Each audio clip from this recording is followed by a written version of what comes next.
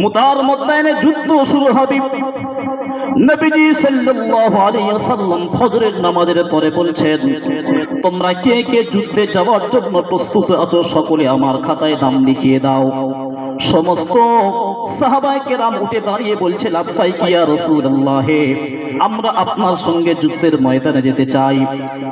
নবীজি বলছেন, আজকেকার যুদ্ধে কমান্ডার হবে তিনজন।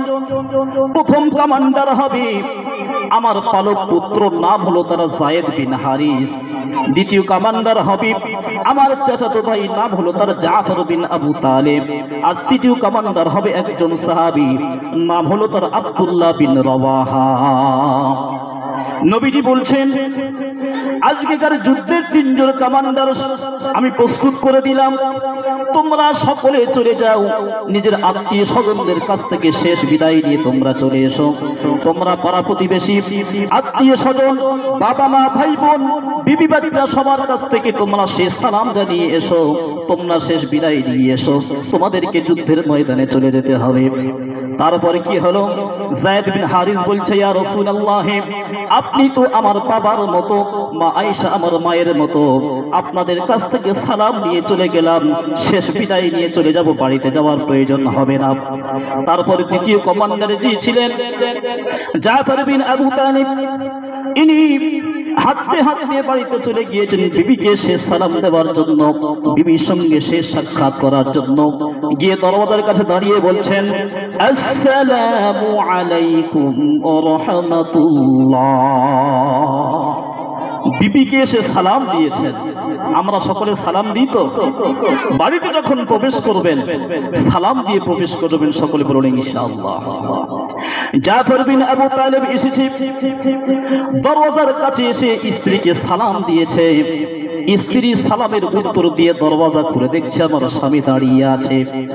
জাফর বলছে, আমার স্ত্রী, আজকে একটা খুশির সংবাদ শোনানোর জন্য এসেছি। কি এমন খুশির সংবাদ? স্ত্রী বলছে, স্বামী গো, তুমি একটা মিনিট অপেক্ষা করো, আমি তোমার জন্য নাস্তার ব্যবস্থা করে দেব, আমি তোমার কালে নাস্তা তুলে দেব, আর তুমি ওই খবর এমন করে খুশির সংবাদ তুমি শোনাবে, কতই না মজা লাগবে। জাফর বলছে, তাহলে তো অনেক দেরি হয়ে যাবে, এত দেরি করা যাবে না, তাহলে নাস্তার মজা হয়তো পাওয়া যাবে, এই খুশি সংবাদের মজা কিন্তু পাওয়া যাবে না, নাস্তা করার কোনো প্রয়োজন নেই। স্ত্রী বলছে, ঠিক আছে স্বামী আমার, তুমি যাতে রাজি এটাইতে আমি রাজি হয়ে গেলাম, নাস্তা খাওয়ার কোনো প্রয়োজন নেই, আপনি খুশি সংবাদ শুনিয়ে দেন। তখন জাফর বলছে, স্ত্রী আমার, আমি যুদ্ধের ময়দানে যাব, আল্লাহর রাসূলের খাতায় আমি নাম লিখিয়েছি। স্ত্রী বলছে, আলহামদুলিল্লাহ, তুমি যুদ্ধের ময়দানে যাবে, আমি হলাম একজন মুজাহিদের বিবি, এটা তো খুশির সংবাদ। তারপরে যাবে বলছে। জাফর বলছে, স্ত্রী আমার, আরেকটি খুশির সংবাদ হলো, আজকেকার যুদ্ধের কমান্ডার হব আমি জাফর বিন আবু তালেব। জোরে বলেন সুবহানাল্লাহ। তখন তার স্ত্রী বলছে, স্বামী আমার, তুমি আজকেকার যুদ্ধের কমান্ডার হবে, এতে আমার তো গর্বের কথা, আমি আল্লাহর কাছে আমি দোয়া করে দেব, আয় আল্লাহ, যার হাতে হাত রেখে বাপের কোল থেকে নেমেছি, যার গলায় মালা দিয়ে মায়ের আঁচল থেকে নেমেছি, যাকে বন্ধুর মতো পেয়ে মাতৃভূমির সব বন্ধুকে পরিত্যাগ করে দিয়েছি, যার সঙ্গে আমার নিজের জীবনের সম্পর্কটা বেঁধে দিয়েছি, সেই আমার প্রাণের স্বামীকে আমি প্রস্তুত করে তোমার যুদ্ধের ময়দানে পাঠিয়ে দিলাম। আমার স্বামী যুদ্ধের ময়দানে যাবে, বীরের মতো উড়বে, আর বেঈমানদেরকে জাহান্নামে পাঠিয়ে দেবে, আর নিজের গোটা শরীরটা ওই তরবারির আঘাতে ক্ষতবিক্ষত করবে। এই রকম রক্তাক্ত অবস্থায় ঘোড়ার পিঠে চড়ে আবার আমি স্ত্রী আমার কাছে চলে আসবে, আমি তাকে আদরের আঁচলে আমি নামিয়ে নেব, আর ভালোবাসার চাদর দিয়ে আমি তার সমস্ত রক্ত পরিষ্কার করে দিয়ে তাকে সুস্থ সবল করে দিয়ে আবার যুদ্ধের ময়দানে পাঠিয়ে দেব। জোরে বলেন সুবহানাল্লাহ। জাফর বিন আবু তালেব তরবারি খাম থেকে বের করে স্ত্রীর হাতের উপরে উল্টো ভাই আস্তে করে রেখে চাপ দিয়ে আবার তরবারি নামিয়ে নিয়ে বলছে, স্ত্রী আমার, দোয়াটা উল্টো হয়ে গেল না তো? স্ত্রী বলছে, কেন, দোয়া উল্টো কোথায় হয়েছে? আমি তো তোমাকে কাপুরুষের মতো ছুটে পালিয়ে আসতে বলিনি। তখন জাফর বলছে, স্ত্রী আমার, তুমি শুনে রেখো, আজকের যুদ্ধের কমান্ডার হবে 3 জন। তার মধ্যে আমি জাফর বিন আবু তালেব, আমি হলাম মধ্যমণি। অতএব আমি শাহাদাত চাই। শেষ সাক্ষাৎ আমি করতে এসেছি। এতদিন চলার পথে যদি আমি কোনো রকম ভুল আমি তোমার কাছে করে ফেলেছি, ভুল বলে তুমি আমাকে ক্ষমা করে দিও। আর শুনে রেখো, ছোট্ট ছোট্ট দুটো মাসুম বাচ্চা আমার আছে, তোমার কাছে আমানত দিয়ে গেলাম, তুমি তাদেরকে মানুষ করবে, তুমি তাদেরকে ঠিক মতো লালন পালন করবে, তারা যেন বড় হয়ে আবার ইসলামের মুজাহিদ হতে পারে। আবার যখন আল্লাহর রাসূল ডাক দেবে, আবার যেন আল্লাহর রাসূলের ডাকে যেন সাড়া দিতে পারে। জোরে বলুন সুবহানাল্লাহ। এই বলে জাফর বিন আবু তালিব ঘর থেকে বেরিয়ে চলে যাচ্ছে। স্ত্রী ছুটে ছুটে ছুটে সবে মাত্র দরওয়াজার কাছে এসেছে। দরওয়াজার বাইরে আর যেতে পারছেন না, কারণ পর্দার খেলাফ হয়ে যাবে। কি খেলাফ হয়ে যাবে? পর্দার খেলাফ হয়ে যাবে। এজন্য করে ছুটে ছুটে দরওয়াজা পর্যন্ত এসেছে, দরওয়াজার বাইরে আর আসেনি। দরওয়াজা পর্যন্ত এসে পড়ে গিয়ে ছটফট ছটফট শুরু করেছে। ঠিক যেমন কাটা মুরগি জমিনের উপরে রেখে দিলে যেমন ছটফট করে, কাটা কবুতর যেমন ছটফট করে, এমন ছটফট করতে শুরু করেছে। বলছে, স্বামী আমার, একটা বার তুমি অপেক্ষা করো, শেষবারের মতো একটা বার তোমার চেহারা আমি দেখব। তখন স্বামী বলছে, না, এটা হতে পারে না, আমি তোমার সঙ্গে কথা বলতে গিয়ে তোমার মহব্বতে আমি জড়িয়ে যাব, তোমার মহব্বতে জড়িয়ে গিয়ে আমি আল্লাহ রাসূলের মহব্বতে আমি দাগ লাগাতে দেব না। দুটো ছোট ছোট মাসুম বাচ্চা, তারা পিছন থেকে আব্বাজান আব্বাজান করে তারা চিল্লাতে শুরু করেছে। তারা চিৎকার করে ডাকছে, আব্বাজান, একটা বার জন্য তুমি দাঁড়িয়ে যাও, আমরা শেষবারের মতো আব্বা বলে আমরা ডাক দেব, শেষবারের মতো তোমার কোলে আমরা উঠে আব্বা বলে ডাক দিতে চাই। তখন জাফর বিন আবু তালেব বলছি, হে আমার সন্তানেরা, তোমরা শোনো, তোমরা তোমাদের মায়ের কাছে ফিরে যাও, মা যেটা বলে সেটা তোমরা শুনে নাও। তবে তোমরা শুনে নাও, হাসরের ময়দান যেদিন কায়েম হয়ে যাবে, আল্লাহ রাব্বুল আলামিন যেদিন আমি জাফর বিন আবু তালেব আমাকে জান্নাতের ঘোষণা দিয়ে দেবেন, আমি সেদিন জান্নাতের সামনে দাঁড়িয়ে দুইখানা খালি হাত এইরকম করে তোমাদের সামনে দাঁড়িয়ে যাব। ওই দিন তোমরা আব্বা বলে কোলে উঠে নিও। আমি তোমাদেরকে কথা দিয়ে গেলাম, আমি তোমাদেরকে না নিয়ে আমি জান্নাতে আমি যাব না। জোরে বলেন সুবহানাল্লাহ। যুদ্ধ শুরু হয়ে গেল। প্রথম কমান্ডার ছিলেন যায়েদ বিন হারিস। যায়েদ বিন হারিস শহীদ হয়ে গেলেন। শহীদ হওয়ার পর ওই ইসলামের পতাকা জাফর বিন আবু তালেব ডান হাতে করে উঁচু করে নিয়ে রয়েছে। পিছন থেকে বেঈমান এসে জাফর বিন আবু তালেবের ডান হাত গোড়া থেকে কেটে দিয়েছে। তারপর জাফর কি করলেন? ওই ইসলামের পতাকা বাম হাতে করে উঁচু করে নিয়ে ধরে আছেন। পিছন থেকে বেঈমান বিশ্বাসঘাতক এসে জাফর বিন আবু তালেবের বাম হাত গোড়া থেকে কেটে দিয়েছে। তারপর কি করলেন? দুই হাত যখন কেটে গিয়েছে গোড়া থেকে, ওই কাটা দুই হাতের মাধ্যমে এই রকম ভাবে বুকের মাঝে ইসলামের পতাকা উনি ধরে রেখেছেন। জোরে বলেন সুবহানাল্লাহ। বেঈমান পিছন ভাই থেকে এসে জাফরের মুন্ডু ধর থেকে আলাদা করে দিয়েছে, শরীরটা টুকরো টুকরো করে দিয়েছে। মুন্ডু একদিকে পড়ে আছে আর ধর আর একদিকে পড়ে আছে। আব্দুল্লাহ বিন রওয়াহা, যিনি ওই দিনকার যুদ্ধের ৩য় নম্বর কমান্ডার ছিলেন, উনি বলছেন, দূর থেকে আমি দেখতে পাচ্ছি ইসলামের পতাকা নিচের দিকে আসছে। আমার অন্তরে বড় ভয় হলো। আমি মনে মনে করলাম হয়তো ইসলামের পতাকা হয়তো পড়ে যাবে। আমি ছুটে ছুটে আসলাম। এসে আমি দেখি ইসলামের পতাকা এখনো পর্যন্ত মাটিতে পড়েনি। জাফর বিন আবু তালেবের ওই মুন্ডু ধর থেকে আলাদা হয়ে গিয়েছে, আর ওই জাফর দাঁত দিয়ে ইসলামের পতাকা শক্ত করে ধরে আছে। জোরে বলেন সুবহানাল্লাহ। আব্দুল্লাহ বিন রওয়াহা বলছি, আমি মনে মনে করলাম ইসলামের পতাকা আমার হাতে চলে আসবে। কিন্তু এসে দেখলাম ভাগ্য আমার ভালো নয়, জাফর নিজের দাঁত দিয়ে ইসলামের পতাকা এরকম ভাবে শক্ত করে ধরে রেখেছে। আমি শেষমেশ কি করলাম, ইসলামের পতাকা যখন তার কাছ থেকে নিয়ে নেওয়া হলো, জাফর বিন আবু তালেব ওই কাটা মুন্ডুর মাধ্যমে কথা বলে যাচ্ছে, হে আমার সাথীরা তোমরা শোনো, আল্লাহ রসুলকে তোমরা গিয়ে আমার সালাম জানিয়ে দিও। যদি বলেন সুবহানাল্লাহ।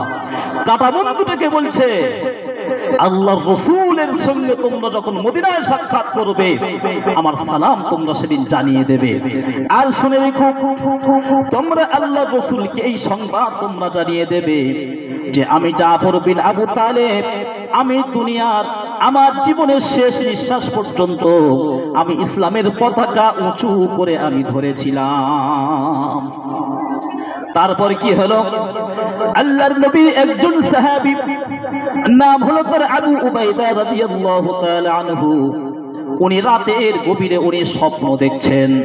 স্বপ্নে কি দেখছেন, উনি স্বপ্ন দেখছেন ওই জাফর বিন আবু তালিব জান্নাতের বাগানে ঘুরে বেড়াচ্ছে।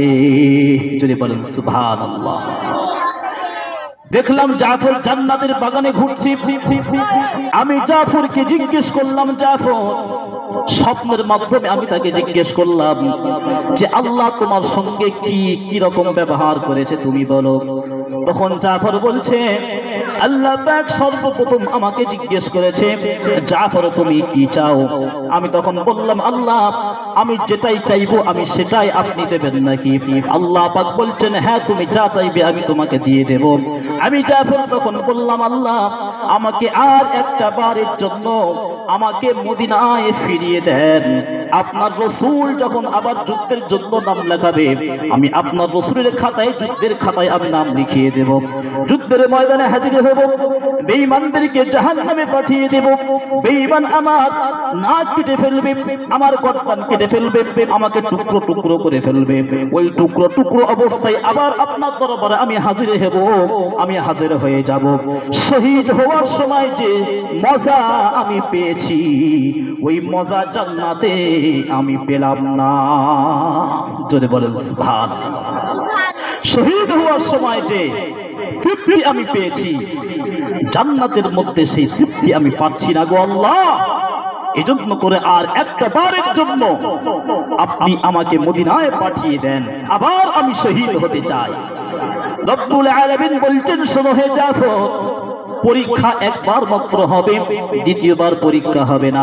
তুমি একবার পরীক্ষায় পাশ করে এসেছো, দ্বিতীয়বার তোমার সুযোগ দেওয়া হবে না। তুমি জান্নাতেই মজা তুমি নিতে থাকো। এবার আসি, যুদ্ধের দ্বিতীয় নম্বর কমান্ডার ছিল আব্দুল্লাহ বিন রাওয়াহা রাদিয়াল্লাহু তাআলা আনহু।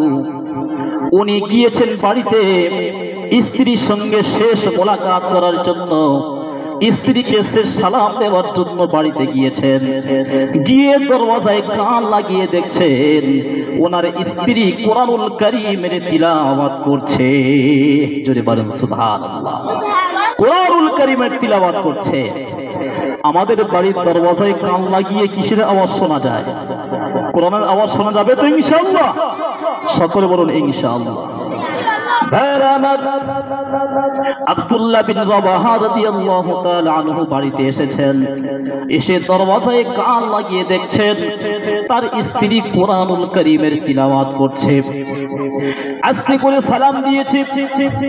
সালাম দেওয়ার পর তার স্ত্রী তিলাওয়াত বন্ধ করে সালামের উত্তর দিয়ে দরওয়াজা খুলে দিয়েছে। বলছে, স্ত্রী আমার, আজকে একটা খুব খুশি সংবাদ শোনাবার জন্য আমি এসেছি। কি এমন খুশি সংবাদ? স্বামী আমার, তুমি ঘরের ভিতরে এসো। স্বামী বলছেন, না না, ঘরের ভিতরে যাওয়ার কোনো সময় নেই। আমি আল্লাহ রাসূলের খাতায় যুদ্ধের জন্য আমি নাম লিখিয়েছি, আমি যুদ্ধের ময়দানে আমি চলে যাব। তোমাকে আমি শেষ সালাম দেওয়ার জন্য এসেছি। স্ত্রী তখন বলছে, স্বামী আমার, একটা বারের জন্য শুধু এসো। ওয়াল্লাযী নাফসি বিয়াদিহি, আমি ওই আল্লাহর কসম খেয়ে বলছি যেই আল্লাহর হাতে আমার আপনার জান, যেই আল্লাহর কবজায় আছে, ওই আল্লাহর কসম খেয়ে বলছি আমি তোমাকে আটকাবো না, আমি তোমার সামনে হাসবো না, আমি তোমাকে দেরি আমি হতে দেব না। আমি একটা বার মাত্র শুধু তোমার ওই চাঁদমুখখানা চেহারা আমি দেখতে চাই। কারণ গতকাল হয়েছে তোমার সঙ্গে বিবাহিত হয়েছি, বিয়ে করে তোমার বাড়িতে এসেছি, সবে মাত্র আমাদের বাসর রাত হয়েছে, এখন তোমার চেহারা আমি ভালো করে দেখতে পারলাম না। হাসরের ময়দান যেদিন হবে, আল্লাহ পাক রব্বুল আলামিন যেদিন ঘোষণা দিয়ে বলবেন যে শহীদের এক রাতের বিবি কারা আছো চলে এসো, সেদিন আমি তো আমি গর্ব করে বলবো আল্লাহ আমি হলাম শহীদের এক রাতের বিবি, কিন্তু একটি কমি থাকবে, আমি তো তোমার চেহারা এখনো পর্যন্ত আমি দেখলাম না। হাসরের ময়দানে কেমন ভাবে তোমাকে আমি চিহ্নিত করব? জোরে বলুন সুবহানাল্লাহ। স্বামী বলছে স্ত্রী আমার এতটুকু মহব্বত নিয়ে যদি দুনিয়া যদি জীবনে বেঁচে থাকতে চাও, যেই আল্লাহর জন্য যেই আল্লাহ রাসূলের জন্য আমার নিজের জানকে আমি কুরবান করেছি, হাসরের ময়দানে সেই আল্লাহ পাক রব্বুল আলামিন আমাদের সম্পর্ক হাসরের ময়দানে জান্নাতের মধ্যে করে দেবেন। জোরে বলুন সুবহানাল্লাহ। বাসরাতের বিবিকে রেখে আল্লাহ রাসূলের মহব্বতে তারা ঝাঁপ দিয়ে পড়েছে। তারাই ছিলেন আশিকে রাসূল, তারাই ছিলেন অরিজিনাল রাসূলকে ভালোবাসতেন। কিন্তু আজ আমাদের মধ্যে রাসূলকে ভালোবাসার সেরকম নমুনা ঠিক মতো পাওয়া যায় না। এই বাচ্চার আওয়াজ বন্ধ করো।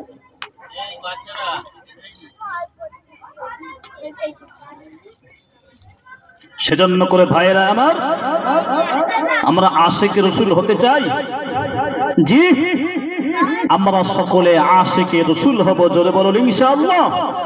আল্লাহর রাসূল সাল্লাল্লাহু আলাইহি ওয়াসাল্লামের সব থেকে বড় সুন্নত হলো 5 ওয়াক্ত নামাজ। সকলে আমরা 5 ওয়াক্ত নামাজ পড়ব ইনশাআল্লাহ।